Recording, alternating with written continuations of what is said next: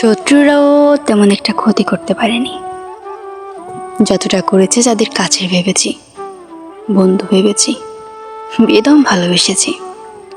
শত্রুরা বড় জোর ধাক্কা দেওয়ার চেষ্টা করেছে ল্যাং মারার, ফেলে দেওয়ার। কখনো পেরেছে, কখনো পারেনি।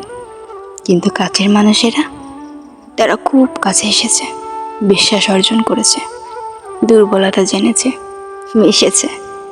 তারপর কখনো আছাড় মেরে ভেঙেছে, কখনো দুমড়ে মুচড়ে ছিঁড়ে ফেলে দিয়েছে। প্রতিবার খুব সফলভাবে ভেঙেছে, ছিঁড়েছে, পায়ের তলায় পিষেছে। চলে যেতে যেতে এতগুলো টুকরো করে দিয়ে গেছে যে কখনো জড়িয়ে উঠতে পারিনি ঠিক করে। তাই আমি শত্রুদের ভয় পাই না, ভয় পাই কাউকে কাছের বলতে, কারোর কাছের হতে।